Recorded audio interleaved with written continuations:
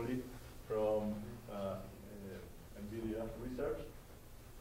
Kari has a bachelor from the University of Minnesota, a master and a licenciature in technology degree from Purdue University, and a PhD from the University of Washington in Seattle. All are in computer science and engineering. And he also has an MBA from the University of Purdue. He worked at Stanford as the technical lead of the Digital Michelangelo project. After that, he worked at Nokia at three different places. And finally, he joined NVIDIA, where he's the head of the mobile visual computing research team and works on topics related to cameras, imaging, and vision on mobile devices. So welcome to Boulder. Thank you. So, yeah, the topic is something that I've been doing for a while, mobile visual computing. I like this term because it's kind of catch-all term. It's I can work on graphics, I can work on imaging, as long as there's pixels to process. It's all good. And I've been kind of working both on the input and output side of the pixels. Today I'm going to talk about mobile visual computing, mostly computational photography, a little bit about vision. So I will start with computational photography and kind of general computational photography, give examples, and then go more into the mobile aspects of it. And then I will also describe a little bit Tegra, which is NVIDIA's mobile SoC, which means system on chip. It's the kind of brains in some cell phones and tablets. FCam, which is a camera control API and architecture for computational photography, gives you more control, precise control for your camera. And then OpenCV, which is a good tool, whether you're doing computer vision or computational photography for the processing part of your application. So some definitions first. So computational imaging, it can be used to mean any image formation method that requires a digital computer. Then computational photography is a subset where you use some computational imaging techniques to enhance or extend the capabilities of what traditional cameras can do on their own. And often the output is an ordinary photograph, but maybe something that you couldn't have taken with a regular camera. So traditional computational photography has tried to overcome the limitations of normal cameras, and one way to do it is taking several images and capture kind of different aspects, different parameters. You vary some parameter like focus setting or exposure duration or something, and then or field of view. And then you combine those images and you compute and you kind of tease out more information to create your final output image. And sometimes you use a standard camera, or in some applications you also modify the camera, the optics or sensor, or some aspect of the camera. So I'm going to list 5 types of computational photography and give some examples. So the first type is, it's more or less like digital photography, fairly normal thing, but you do some new post-processing tricks to improve the image. There's the idea that I mentioned, combining images, taking several images and distilling them into a new one. You can change the optics or some aspects of the camera and then kind of optically code the image first and then decode it later to get more quality or information. You can add other sensors and get information from those that help you in your task, or you can add some smart illumination. Okay, so first example of this digital photography application is this one is SIGGRAPH paper for resizing. So here's the input image, and the idea is to rescale it to this kind of aspect ratio. And this is the output that you would normally get if you just scale this image. Well, you get pixels, it fills the right size box, but it distorts the image. The building looks completely different from what it was originally. These authors figured out that you can analyze this image and you could, for example, remove this line of pixels, and the users would not really notice that the image has changed. Or you could take this line of pixels and you could replicate it, and again the viewers would not really notice any difference. So in this image, the output has been created by selectively either removing these horizontal pixel chains or adding some vertical pixel chains until you get the right aspect ratio. But now the key features of the image, like this building, they look kind of similar than they looked in the input. You could also use it to selectively modify your image. So let's say that this is a holiday photo, and something happened that you like to remember the trip, but not necessarily who you did the trip with. And then you could annotate this image here that these red pixels, I want to keep them, and these green pixels, I want to toss out. And now the optimization algorithm that finds those seams, they kind of want to put the seams here and avoid here. So this would be the output. And the rest of the image kind of still looks plausible. So some of my friends have called this like Stalin photography. There are some old pictures of Stalin where some of his ex-friends kind of vanished. Here's a different approach for filling in missing information. So that's called image inpainting, and this category algorithms works reasonably well if the patches that you remove are kind of narrow, like they are like scratches on the film, or like in this case, this annoying red text. And the idea is that you figure out first what are the invalid pixels, and then you start diffusing the information from the neighboring valid pixels into the invalid areas, and you try to keep a meaningful signal there, like if there's an edge, you would like the edge to continue into the invalid pixels and so forth. And the output would be this image where it's difficult to see that there ever was this text. Here's another way to use it. There's this person jumping, kind of very dramatic and daring image, but this bungee cord kind of spoils the effect. So if we can get rid of that, then this one is really worth posting. Here's a second, kind of first example of the category of this combining several images. Individual photos, they have narrow field of view, but if you take several images, pointing the camera to different directions, and you register them together and then merge them together, you can create this, in this case, kind of full field of view. And this is currently a standard feature in many camera phones, for example. This is perhaps the prototypical computational photography application, high dynamic range imaging. And this image inside of the Stanford Memorial Church, it's difficult. There's bright light coming from outdoors here, and otherwise it's fairly dark. And none of these images alone are good. But in these images, we can see the details in the dark areas. In these images, we can see the details in these really bright areas. So if we capture this whole sequence and we calibrate the camera, we can create this high dynamic range image that has kind of detail everywhere. But this has now kind of too much range to be so that we could display it on a regular display. If we had a really like strong display that can really send lots of light out from these bright areas, we could just use this image. But normally you'd have to tone map it down to back to low dynamic range image that you can display. But you do the tone mapping so that you try to keep the meaningful visual features everywhere and not lose them.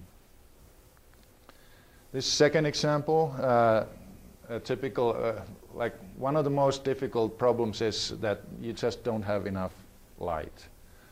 And this was taken indoors, and to get kind of this level of pixels, the exposure time needs to be long, and if it's handheld photo, then you get blur.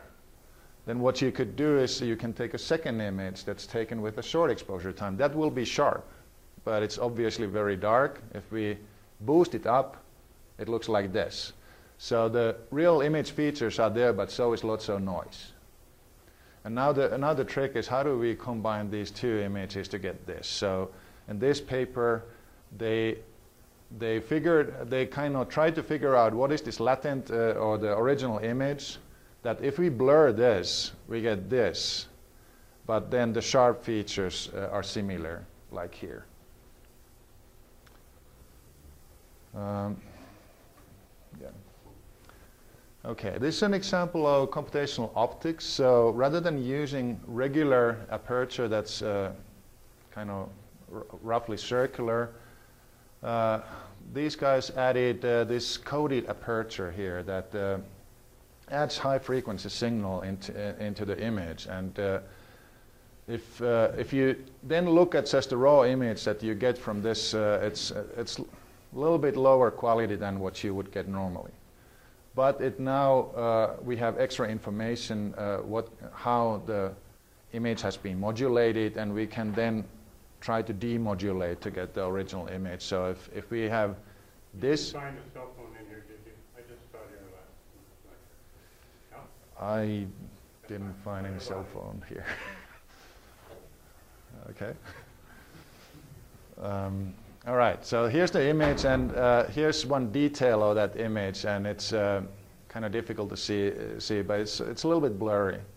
And just using the single image and the information how it was captured, it's possible to sharpen it and get rid of some of that blur. Another neat trick that these authors were able to do, they were also able to extract a depth map from this single image. And that's illustrated on the right. This project illustrates how a camera has been instrumented by additional sensors, in particular accelerometer and a gyroscope. And now the idea is to fight the blurring by capturing how the camera was moving during the exposure. And if you know how it was moving, and these boxes kind of illustrate it, if there would be a highlight, it would blur like this. As a result of that motion. So if you know this blur pattern, now it's way easier to deconvolve this image to get the underlying sharp image. And this is a final example of this kind of overall tour of computational illumination. This is flash photography. In this image, this was taken indoors in front of the window, no flash. And we can see the scene outside, but the person in the foreground is completely dark. And then if we turn the flash on, we can get the person, but we get these nasty reflections. But then if we take both of these and combine and kind of take the best part of both, then we can kind of get the best of both worlds. So most of these computational photography research projects, they have been done in the lab by researchers or photography professionals or hardcore hobbyists, and under very controlled situations where the camera is on a tripod and the situation is some kind of still life scene. And using with kind of best cameras they could lay their hands on, getting good optics and sensors and therefore high image quality. And then processing is done offline on some high-powered computing system, and it's not so important how long it takes. This works for research, but if we want to really get it out into practice, it's not quite as attractive. Okay, this image shows some statistics, and basically it shows the demise of the film photography. The blue curve or these bars, those are the sales of film cameras, and this rising trend is the sales of digital cameras. And it has really changed photography, and it has changed so much that Kodak doesn't really need their labs anymore. That's one of their lab buildings going down right there. Well, they did it themselves. Nobody else kind of gave a hand. But even though this looked kind of, the green bars look very dramatical, in this context, it's not as much. So now if we add the sales of camera phones, then traditional digital cameras, they are really small fraction of that. This is a more recent diagram that compares sales of smartphones. So this one was all of the phones, also the feature phones, the low-end phones that also have cameras. But this is smartphones like Android, iPhone, Windows phones, RIM, so forth. And that has finally taken off, and it's now increasing quite a lot. Especially in the US and Europe, but also in the developing world. And now you can see that these cameras have devices have good cameras, and that is really like starting to affect the sales of discrete digital still cameras. So now if we want to take the computational photography into the real world and seeing how important kind of mobile cameras are, well, that's what people are using, increasingly so. So we should get computational photography on these devices as well. There are challenges when we try to do so. The people want the devices to be thin and small. That means that there's not much room for complex optics or large sensors. That means also the noise is high. Most of the photography is handheld. Few people carry a tripod for their cell phones. So we need to be able to deal with the motion of the device and the scene on the kind of multi-capture photography. And then we really want to make this whole capture loop interactive and online. So digital cameras taught people already expect to see the images right away, and now also to share it right away. So if you want to add these new features that give you new kinds of images, well, why would you give up on that? So you want to get the results right away, and also even if you would process it later with some other software, you'd like to be able to at least verify that you have all the images that you are going to need, because you can't come back, the situation is gone if you combine several images. All right, let's go to some smartphone camera apps. So the camera phones, one nice feature is that it's easy to make sharp images with small optics.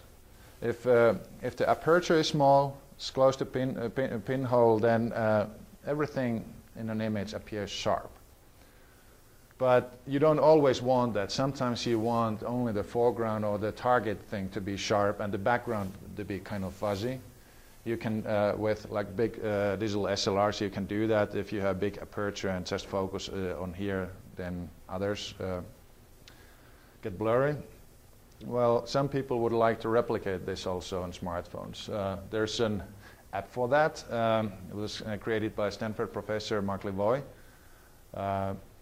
And that was a kind of follow-on product of one of the course projects of the computational photography that he was teaching.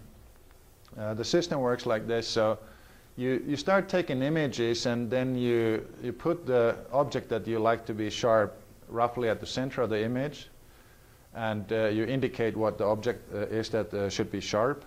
And then the system gives you feedback how to like a little bit move the camera around and tilt the camera, and this corner gives the feedback. And then as you go, the system registers the foreground object so that it remains on the same place and remains sharp. And now the background kind of moves a little bit, and that gets blurry, and that gives you this narrow depth of field effect.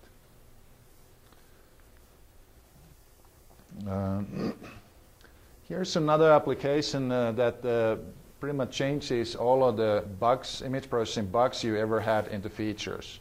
So you start with a perfectly nice and crisp and a crisp photo, and then you add these filters that make it look like faded Polaroid or something you took with your camera built in Eastern Bloc Europe in the 60s. But it's definitely not kind of as boring and sterile as the pictures your friend has. So your pictures can be more hip, and that's the thing. There are other kinds of applications that actually try to make your images better. This is Camera Plus is one of those. It gives you both real-time help of making the image better, or post-processing filters that make your images look more professional. And it's been quite popular already. Like a year ago, it has had sold 6 million units, and making the programmers of this app wealthy enough. But if you really want to make big bucks, you want to attract lots of users, and especially you want to become a threat to somebody else who has even more money and wants those users more, like Facebook when they acquired Instagram for $1 billion. No, I don't think they acquired this company for their technology. It was for the users. Here is an application that started as a SIGGRAPH research paper from University of Washington and Microsoft Research. It was created by a Swedish company called Scalado. Nokia actually bought this company last year. So the idea is to take a perfect group photo, and that's difficult if everybody's fidgeting and looking every which way and closing their eyes and so forth. But if you capture a video, then you can rewind each of these persons and then kind of get the perfect shot for that person. You can repeat this for every person. And then you get this kind of perfect group photo. It's even better than perfect, because you create this moment that never even existed. You just wish it existed. But, well, I got the story kind of through. This was an interesting new development last year. This device was announced last year at CES 2012. It was a smart camera, I guess. So it's a smartphone minus the phone part. It runs Android, so all these Android applications can run, but it has real optics kind of of big cameras. And the idea would be that you would get the best of both worlds. You get the high quality images, good optics, but then you get all these apps that allow you to share the images right away or edit them on device or whatever have you. I was just last week I was trying to see if this is actually on sale. I couldn't find it. I'm not sure if they ever shipped it. But Samsung did. They shipped I think November or something last year. Same idea, a camera with running Android. I found a review of this system. It was kind of trying to compare it against smartphones or standalone cameras. So compared to a phone, the obvious good one is that you get great optics. You get 21 x zoom lens, so you can do real good optical zoom. You get more light, so this is great in low light situations. Some of the bad are that it's quite thick, so that the reviewer said that you could just tape a regular digital still camera and put a regular smartphone, and you could still have it to be thinner than this. No phone calls. And then compared to discrete camera, it's the battery life is kind of more like cell phones, except even worse. You very rarely have your digital still camera crash on you because of software bugs. Now you download something and you don't know what's going to happen. Pixel sizes, they have been growing. This megapixel race has been ongoing. Here's a device with 12 megapixel camera. Well, HTC wanted to do one better, so they shipped a 16 megapixel one. But the problem is that when you get more pixels, they tend to be worse pixels. So at least if you don't make the device thicker or the sensor bigger, then the individual pixels have lower quality. They have more noise.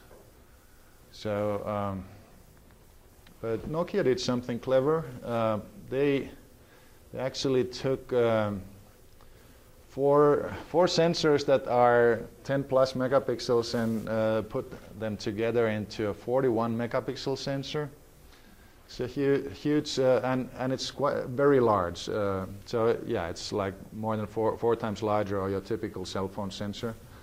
So the pixels are not that small. They are fairly good pixels.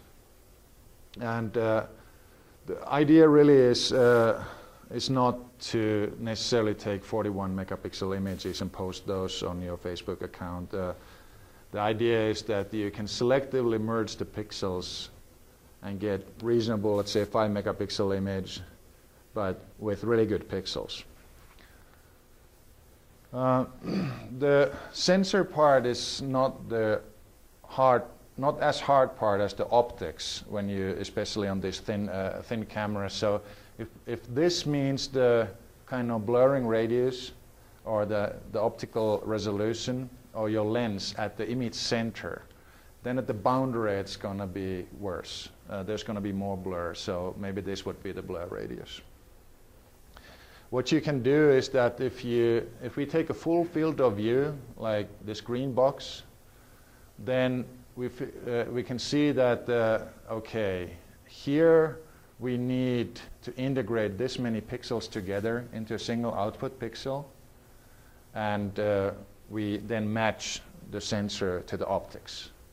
And then we can replicate this across the whole image. It's going to have less resolution than the original image, but now the resolution is matched to the optics, and you get really low noise, and it's good image.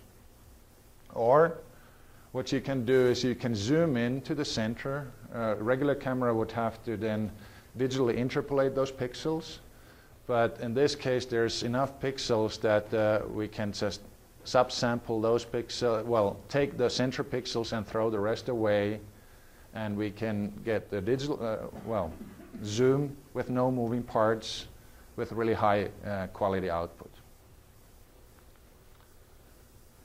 Here's another approach of using pixels creatively if you have more than you think you might use it. So this capturing a light field. So this would be a regular camera. There's a light object, and rays of light come through the lens and are focused to the sensor. What you could do is you could add on this micro lens array here and now capture rays coming from different directions into the pixel. And then you can creatively figure out how to merge those pixels again to create a new output. Here's a prototype camera that was created around 2004 at Stanford. So they took a DSLR and added this kind of micro lens array in front of the sensor.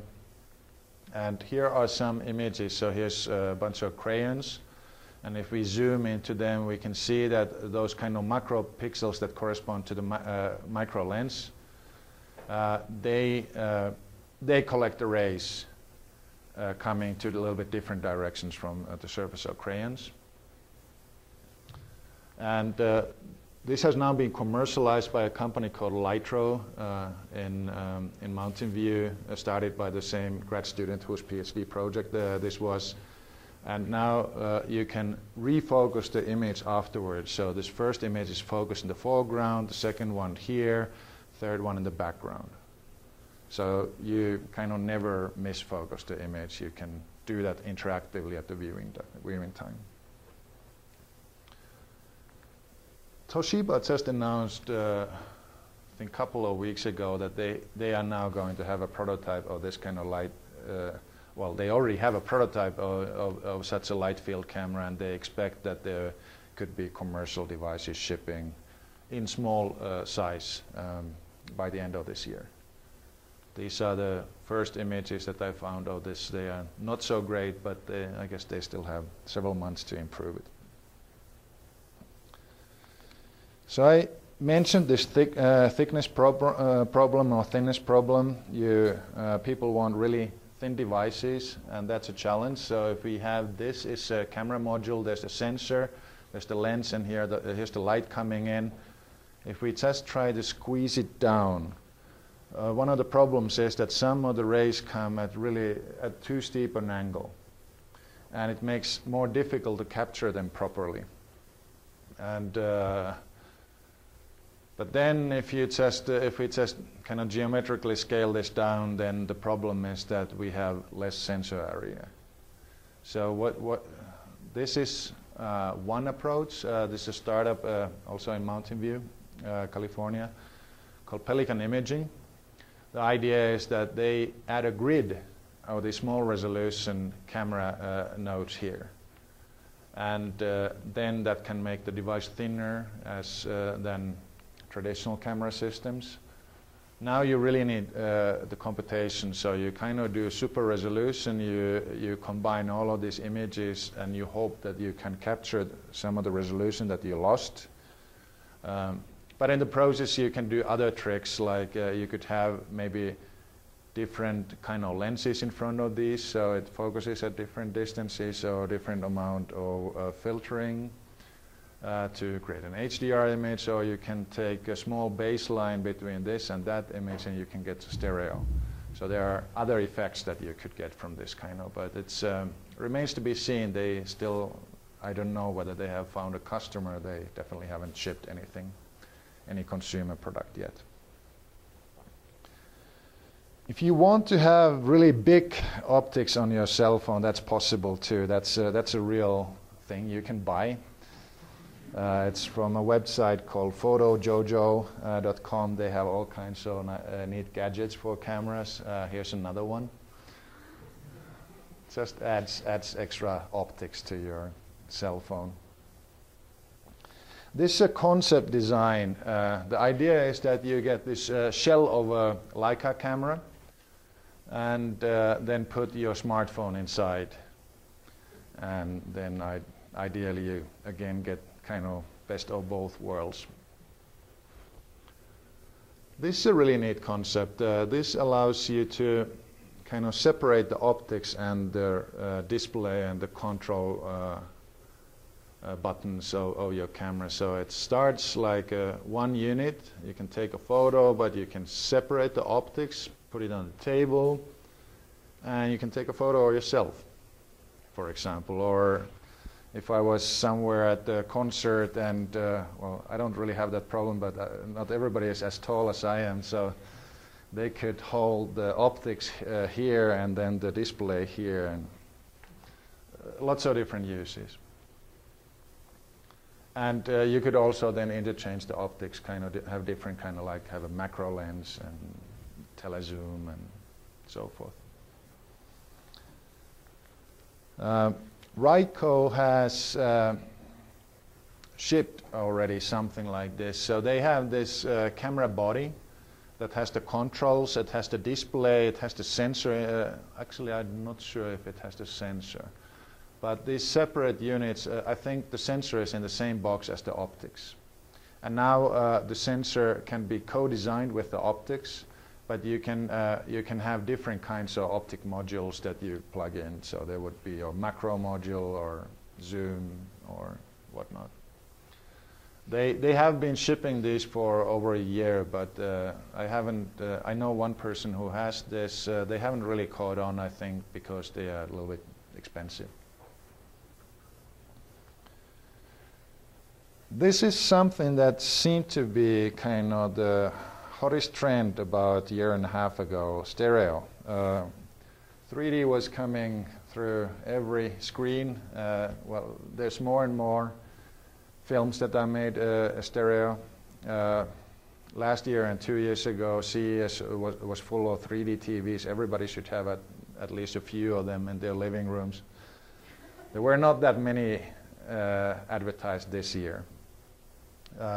both LG and HTC did ship last year an Android phone with stereo, but I haven't really seen anybody else who has tried it, so remains to be seen whether it catches on or not. One thing that's required, so both of these devices have an autostereoscopic display so that you can actually get the stereo effect when you look at it on the device. And it is nice, it does kind of add depth to the image. But if you can't see it the same way on other devices, it's not quite as compelling. So maybe once laptops and tablets kind of more ubiquitously will have autostereoscopic display mode, this will kind of catch more on. All right, Tegra. So this is an example of what powers a smartphone or a tablet or even a TV or a regular camera nowadays. So it's a full computer in a very small box on the same chip. There's the GPU is here. There's the CPU complex is here. There are various multimedia accelerators for imaging, compression, decompression, audio compression, decompression. And then there are lots of kind of I/O connectors for memory and external connectors. One of the biggest problem on mobile devices is the battery usage, and that's one reason why there's 4 CPUs rather than 1. So it's the same reason that the desktop PCs have now more CPUs than 1. So if you can run a processor at lower clock speed, you use less power than, if you run it at half the speed, you use way less power than just 1/2 of the original. So now on 2 cores, if you can parallelize the program, you might be able to save 40% of power compared to single core running at the double speed. And then with 4 cores, you can get more of these benefits. Tegras actually have 5 cores. There's these 4 cores, and then there's this 5th companion core, or shadow core, or have you heard the word ninja core? It's otherwise the same. It's the same instruction set. To the programmer, it appears exactly the same. But it has been built using a different low-leak process. It has lower peak performance than these other nodes, but it uses much less power. So most of the time, your devices like this doesn't seem to be doing much anything, and then at some times you do something where you want lots of processing power. So there's the active standby mode. There's still lots of things running in the background. It's ready for your incoming email or text message or phone call, at least. So if you are doing one of these like active standby tasks, or you're listening to music, you don't need much CPU for music because it had this hardware codecs for audio. Also for watching video, you don't need much CPU because there's a video codec. Then you only need to have this companion core that uses very low power. Then if you do something that requires a little bit more processing power, you can have one of the regular cores kick in, or run web, or play games, and then, or do computational photography or computer vision. Then you want more processing power, and it's available. FCam, it's short for Franken camera. It's kind of, well, it's an API and it's an architecture for computational cameras. This was something that was done together with Nokia Research and Stanford when I was still at Nokia. It's open source. It shipped on a couple of Nokia's Linux-based smartphones and became kind of the main API there. Unfortunately, Nokia is not shipping them anymore. It has been also on Stanford experimental cameras and NVIDIA's Tegra 3 developer boards. So my team has implemented it on the dev boards. This kind of like motivation slide. So why camera control with traditional APIs is difficult. So that's what we tried first, and then That's why we needed to create our own API. So traditional camera APIs, they think the camera is a black box with a global state. And then you can just change the state and magic happens and then new images start coming out with the right settings. Almost, but not quite. So the cameras really are pipelines. The sensor is a pipeline. Here, as we expose one image, we at the same time prepare the next image, possibly with different parameters. And at the same time, we are reading out the previous image. And even earlier images are being processed at the same time. And this post-processing pipeline is also has different stages. So now even there's a problem that if I do an atomic change to some of this state, I may actually affect different images. So part of my parameters actually affect image number 5 and some others image number 6 and yet some others image number 7. Well, that would be a disaster. So cameras typically have two modes. There's the viewfinding or video mode, where you use the pipeline at its maximum speed. The images stream through.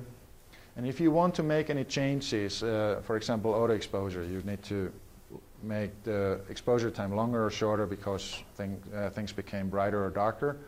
Well, you kind of have this slow control.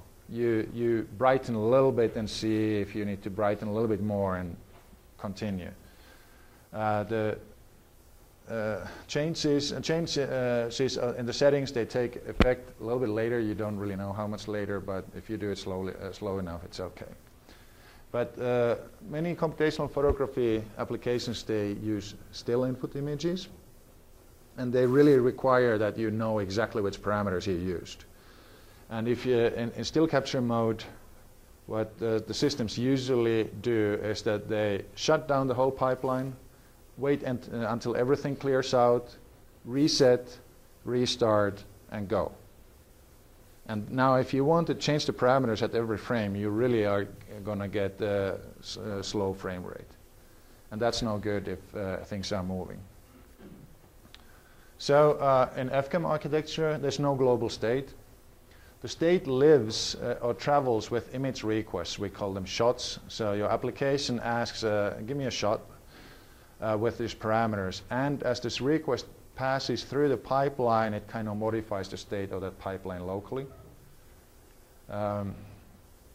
And then we get fast state changes without having to reset everything. And we know exactly what we are getting. And another property of this architecture is synchronization of devices.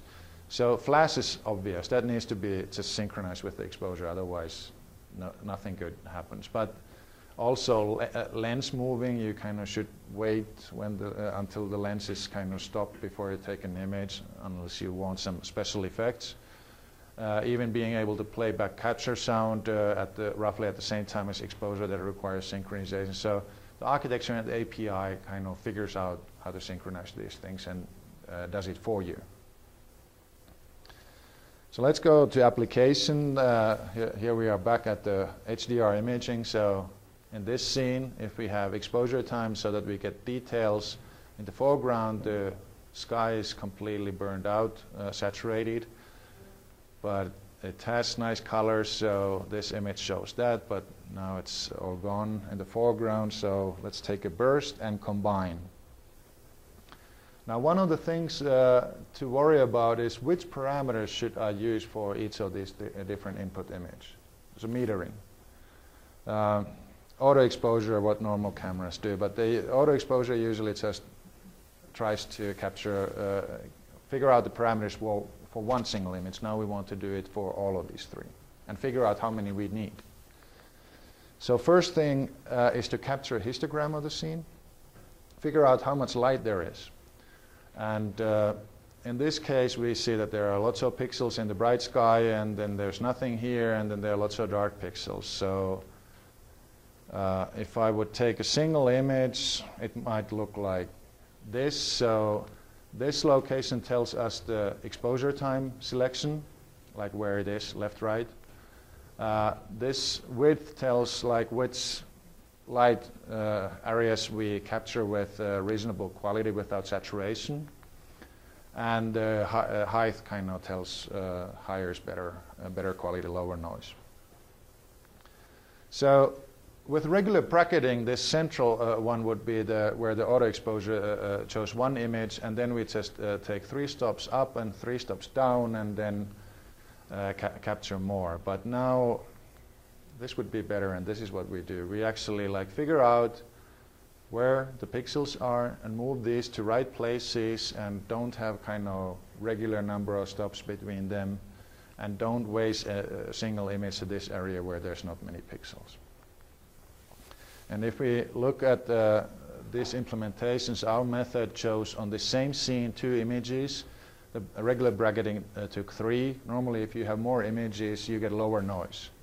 But if we kind of zoom in and just show linear display, we can see that 2 properly metered images is much better than more or less randomly bracketed 3 images. Here's another example of the same scene. Here's a video showing this metering and the HDR capture working on a Tegra developer device. And it already captured the image, and now the next, my colleague just shows the image. There's no tone there's just linear tone mapping, so now you can interactively kind of after the fact change the exposure, so to look details in the dark areas or bright areas.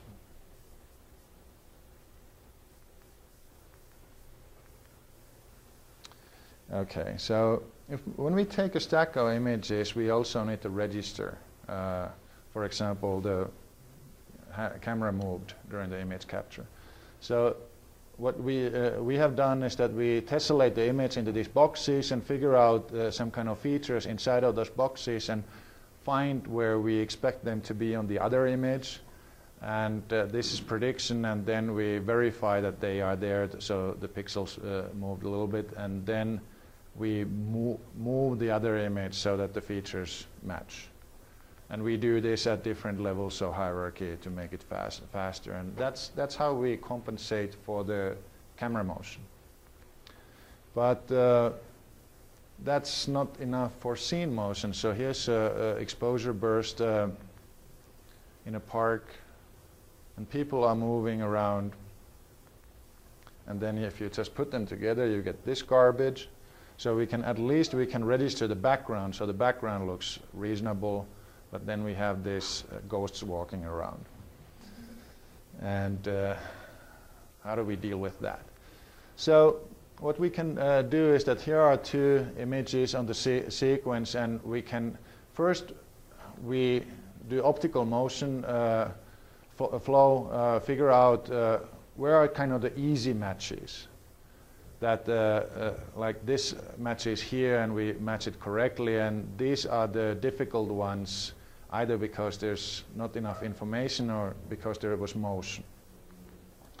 So the next thing what we do is then we really estimate this transform function of the colors, because colors are a little bit different, they were exposed differently. That helps us to do even better job at kind of figuring out which matches are good. And if we have, here's the reference image, and here's the other image that we need to, well, this was the optical flow image, and this is the second image. So we can just try to copy, so this is that, these are the same image, it's just that we are not sure where what the holes are, where we should take. So we can either use this color transfer function to predict what should be here, and then we can find the neighboring pixels and use image registration to copy those pixels over, and if they match well enough, like in this situation they match, we just copy these pixels so that they are consistent with the other pixels, and that's all good. In this situation we can't do it because the content is not the same, so if we are filling this hole, we use the color transfer function, and then we see how it maps here, and it doesn't match at all. And then what we do is that we just copy these pixels but warp the colors so that it looks like the pixels came from here. So after all this processing, so here's one image, and these were the input images. And this is the new sequence that we have created from those captured images. And we kind of froze the time to a reference frame. And this is now the combined image from all of the shots. Here's the same thing for a more challenging scene. This is from Santa Cruz, kind of sunset image, and it's really tough to match those waves. And here are the inputs, and this would be a exposure fusion of those three inputs without registration, but with registration we get the waves right. We have used FCam also on university courses. For example, at Stanford, students did the homeworks, the projects with Tegra boards and FCam. Here's one project where they did non-photorealistic rendering, and the cartoon shading was with fragment shaders and a little bit flash, no flash effects. This is some this intern work from last summer. We added a gyro class to FCam. The idea was we wanted to get the camera orientation just from the gyro information, and it worked pretty well with 50 Hz sampling, but not well enough. When we added the sampling to higher frame rate, the video is jerky, but anyway, the kind of registration now worked much better than previously. And this is my last FCam slide. So FCam is now available also on Sony Xperia tablet. This is a Tegra-based device, and Sony didn't modify the camera pipeline too much so that it was possible for us to get FCam running straight on, off the box for this device. Didn't have to root the device or anything. So if you have one of these tablets and want to play with FCam, you can contact us or contact me, and we can provide you software for this. Okay, quickly about OpenCV. It's a kind of de-facto computer vision library. It's open source, runs just about anywhere, runs also on Tegras, and has been particularly optimized for Tegras. Here are some speed up figures. So the average speed up is somewhere between 4 to 6x speed up compared to the vanilla Android version of OpenCV if you run this on Tegra. I'm quickly showing a couple of OpenCV examples. First is AR application. So augmented reality requires visual tracking of something that you know, like in this case, this card, and then you overlay graphics like this dog. So traditionally, you use these ugly markers. More recently, people have been able to track any kind of planar images, but even more recently, people have been able to do 3D tracking, like in this PTAM. So SLAM means simultaneous localization mapping. You figure out where the camera is, and you figure out the environment. So yeah, kind of. So these yellow-red curves were 2D tracking. So we track features on this image stream, and then we calculate with triangulation and bundle adjustment the 3D positions with respect to the camera of the scene, and then we can track where the camera moves with respect to the scene. And then at the same time, we continue doing 2D tracking of the images, figuring out 3D position for the features and camera, and then in the background, then we render the graphics on top of the image so that it looks like it moves in sync with the camera. So this is the famous Darth Vader meets Evox at the Kyoto Temple Garden. It's a UNESCO site. It's kind of violent content. Let's move on. So yeah, this video sequence always. So just, where's my cursor? No. Need to always start this couple of times for some reason. Okay, now it runs faster. So we ported this kind of SLAM system on a Tegra board. We show the 2D tracking. There's the scene kind of coordinate system that's now glued to the table that hopefully stays there even as you shake the device. And soon my colleague will put his hand in front of the camera, which of course means that the visual tracking is lost. But once he removes the camera, then it regains the tracking quickly. So that will happen now. So that's his hand, and then the tracking was lost. But when he removed it, it was regained. So some amount of robustness.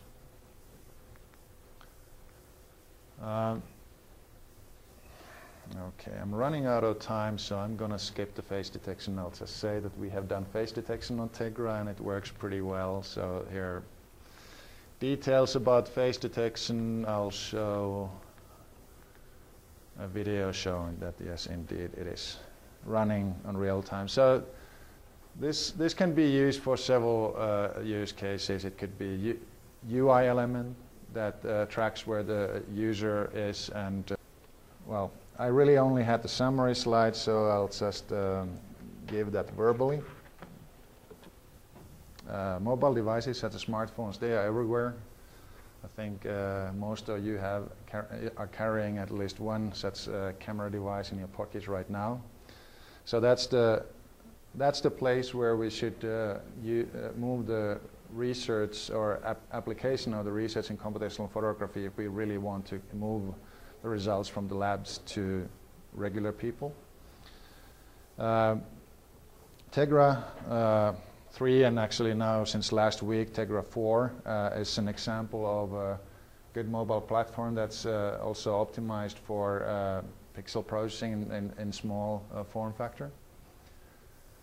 FCam is an interesting it's a research camera control API, but it's available on several Tegra devices and a couple of Linux-based smartphones for high fidelity camera control. OpenCV is a good tool that's widely available and is optimized, also available as an optimized version for Tegra devices that allow you to do computer vision and computational photography on mobile devices. And that's it. Any questions? Thank you.